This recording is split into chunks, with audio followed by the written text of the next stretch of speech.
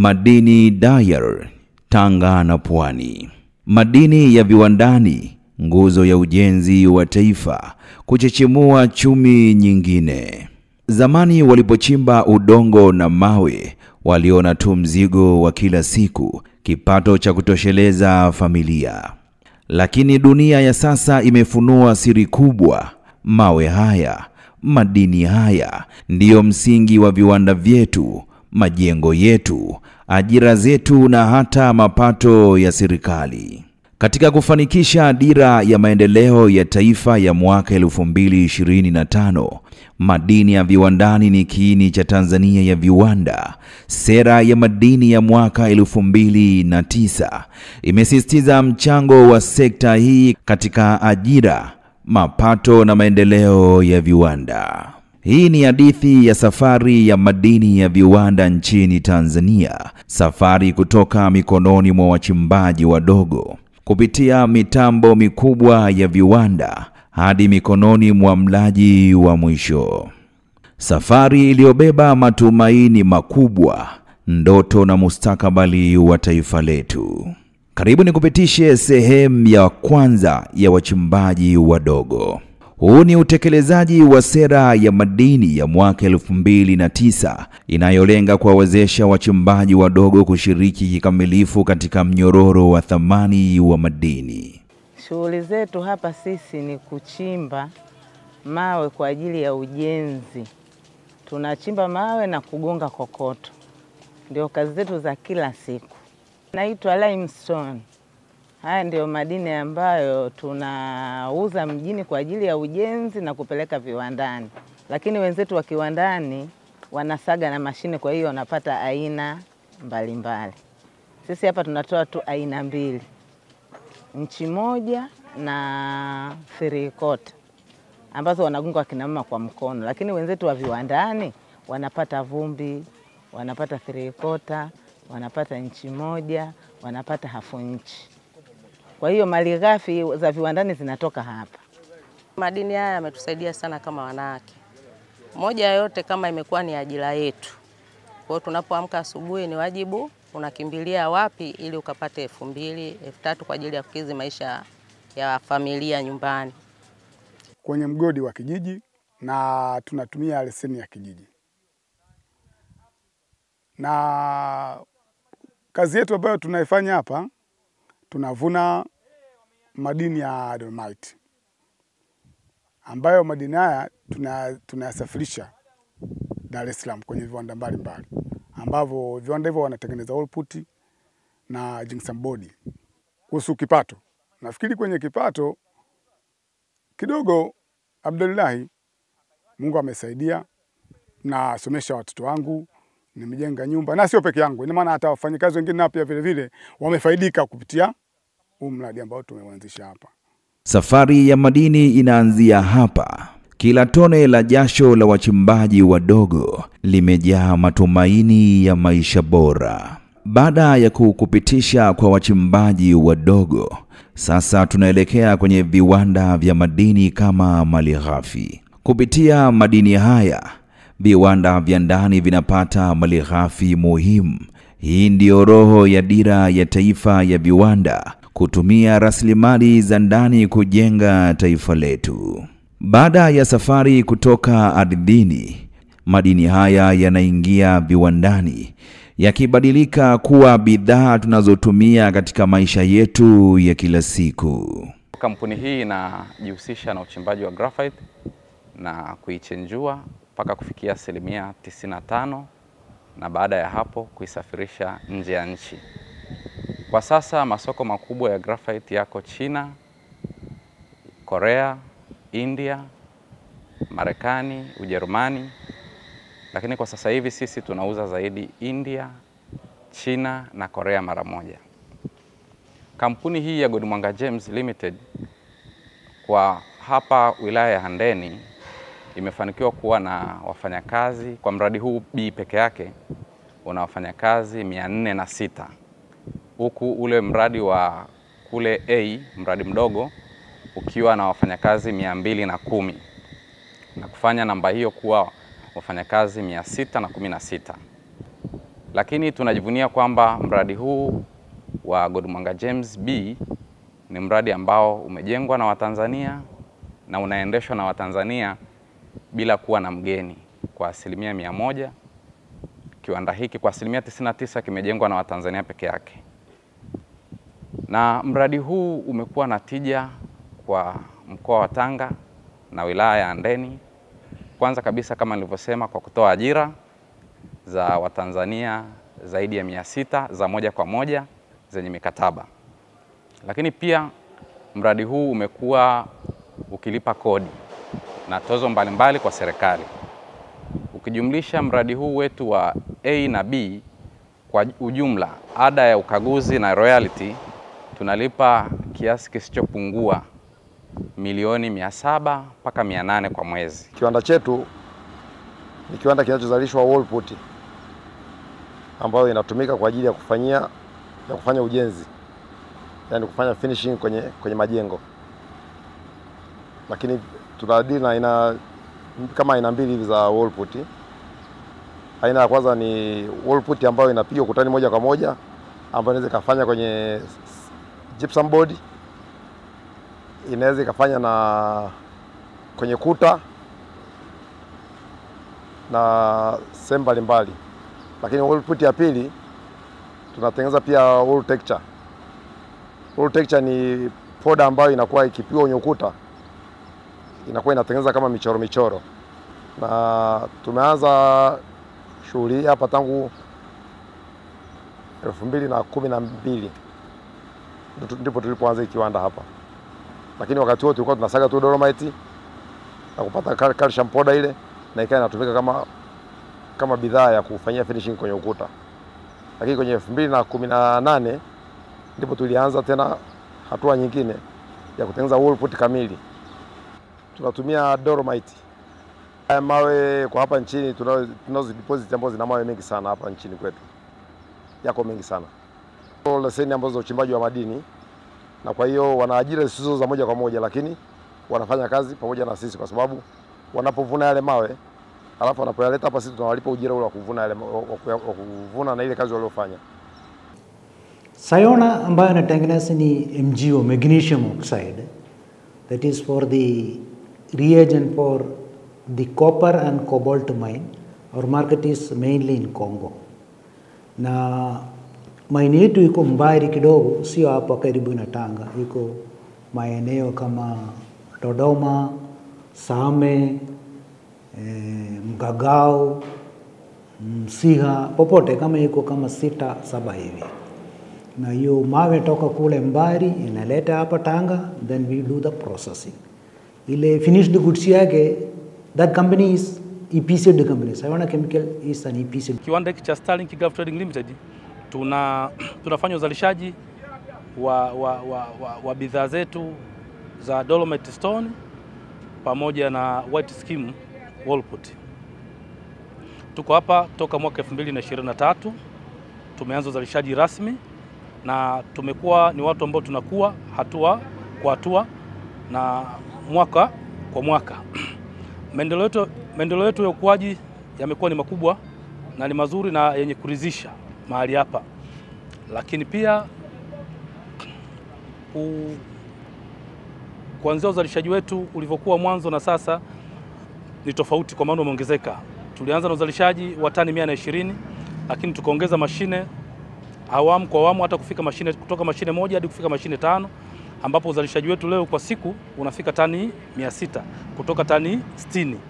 Kwa hiyo utaona imekuwa ni improvement kubwa ya kiuzalishaji na ukuaji wa kampuni kwa ujumla wake. Material ambayo tunatumia mawe meupe ama kitaalamu tunaita dolomite stone, ambayo tunapata kutoka mazingira haya ambayo yamezunguka, ambapo sio mbali na kiwanda. Maeneo kama Rubaya, maeneo kama Ukerewe na maeneo mengine ya Msoga ndiko ambako tunatoa material zetu, kwa maana hayo mawe. We visited the raw material site and the production line, right? Actually, this time the main target and also the purpose is try to see and look at the mineral sector in our factory, right? So as the procurement manager here, and also I will introduce our side first. Here in Tanzania factories of KEDA, there are about 6 kind of material we are using. There are kaolin, there are clay, there are feldspar, dolomite, soapstone, and limestone that we are using. And we just visited. There's a huge quantity we are using, like kaolin and feldspar and clay every year. And most of them are purchased from local supplier, local miner, local suppliers. I can say that more than 90% of the raw material, we just got it and purchased them from local, like Dar es Salaam, Mkuranga, Chalinze, Dodoma, Morogoro, Iringa. Even you see the line for clean, right? The gas came from coal from Tanzania, from local. And even the carton boxes you used for packaging, also from local. So the tires, our product, the tires, the carton boxes, the energy we're using, everything we just get from local. Tunashughulikia na kuzalisha mbolea ambaye ni sio mbolea ni visaidizi vya mbolea. Tunatibu udongo, ni moja hapo item ambayo tunazalisha hapa. Tunazalisha wall putty, lakini ni jina inaelekea na kwenda gypsum plaster, lakini ni wall putty ya Tanzania hapa. Tulianzia 2014 hapo wall putty, na hii kiwanda ina specialize kwenye variances ya hizo vitu. Malighafi iko vizuri hapa, inapatikana sehemu ya Tanga hapo maeneo za Segera, Kwendikwazu, ziko nyingine Wamboni, ziko zingine hapo maeneo za Makanya, na zipo nyingine ziko kwa Msisi kule. Inategemea ni sehemu gani, lakini malighafi ni nzuri, quality yetu ya Tanga region ni nzuri. Tunatumia madini aina tofauti, moja hapo ni dolomite, gypsum, tunazalishia kwa ajili ya na hata chokaa ambayo inapatikana hapa mkoa wa Tanga. Tumeshawaza kufikiria nje, lakini demand ya nyumbani ni kubwa mno. Naona hapa sasa hivi tumeridhika nyumbani tu kwanza. Hapa tuko kwenye kiwanda kipya cha uzalishaji wa chumvi. Tumewekeza katika uzalishaji wa chumvi ili kukidhi mahitaji ya nchi yetu, lakini pia kuitika wito wa taifa wa kuwekeza katika viwanda. Na tumefanya hivyo ili kukidhi mahitaji pia ya uhitaji wa chumvi katika nchi yetu. Lakini tulijilenga sana katika uzalishaji, kuwekeza katika uzalishaji wa chumvi ili kuwahami wazalishaji wadogo ambao siku zote wamekuwa wanapiga kelele kwamba chumvi yetu tunayozalisha hapa Tanzania haina soko.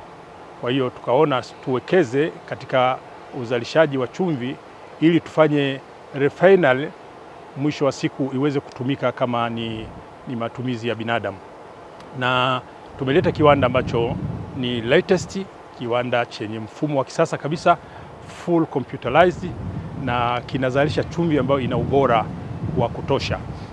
Sisi tunashughulika na shughuli za uoshaji wa mchanga, washed sand. Lakini sio tu kuosha mchanga, bali hata tunadili na washed sand na unwashed sand. Michanga yote ya aina mbili, michanga uliooshwa na usiooshwa.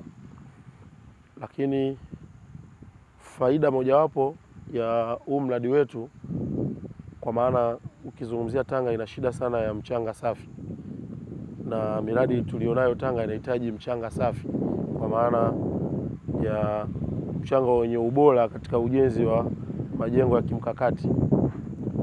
Kwa hiyo baada ya kuona hiyo fursa, tumeona tuisaidie serikali kwa kuwasogezea huduma, kwa sababu serikali inataka majengo yenye ubora. Kwa tukaona tusogeze hii huduma ili tuweze kuwasaidia wakandarasi wote walioko katika mkoa huu wa Tanga na nje ya mkoa wa Tanga.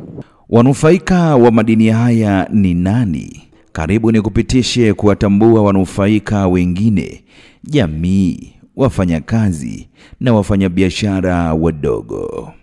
Mabadiliko ya sekta ya madini yanaonekana pia kwenye maisha ya wananchi. Wafanyakazi wamepata ajira na kipato cha kuendeshea familia.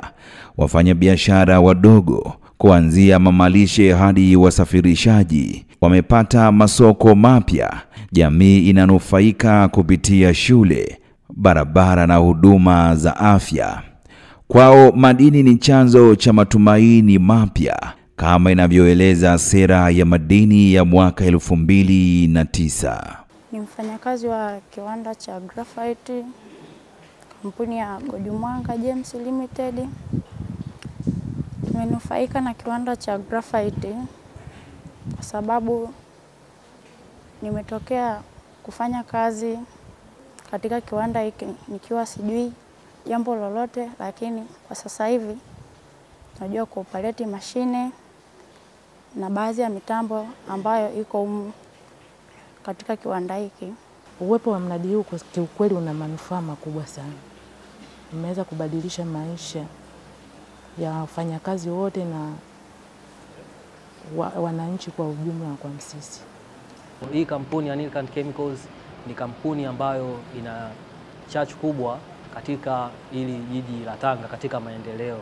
Kiwanda hiki kimetuletea manufaa makubwa sana kwa sababu kabla ya kuanzishwa kiwanda hiki maisha yalikuwa magumu sana katika eneo hili, lakini sasa hivi tangu kiwanda kimejengwa tumepata ajira, tuna wafanyabiashara wa hoteli, kuna biashara nyingine, vijana wamepata ajira katika kiwanda hiki na sisi kinatusaidia katika kujikwamua kiuchumi. Mimi binafsi ni mama mwenye mtoto mmoja, mwanangu namsomesha kutokana na kazi kuajiriwa katika kiwanda hiki. Tumepata faida, tumeunganishwa na bima ya afya. Sisi ni wafanyabiashara wadogo wadogo wa mawe aina ya dolomite au mawe meupe. Mawe haya yanatusaidia sana, na wengineo tumejenga nyumba kupitia mawe haya. Mawe haya yanaenda sehemu mbalimbali, lakini soko kubwa tunalitegemea ni Tanga, na kiwanda kimoja kiko Handeni mjini ambayo nacho kinachukua mawe hayo kwa Kodi Faru. Shughuli hizi ninayo kama zaidi ya miaka 10.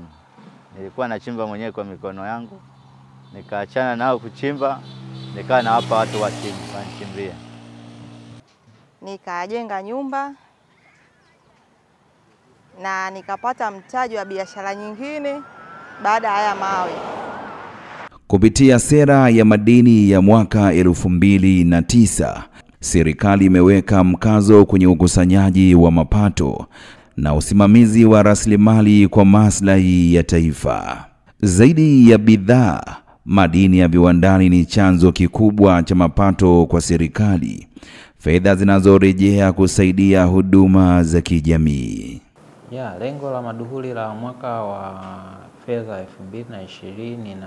2024-2025 ilikuwa ni bilioni 8.05.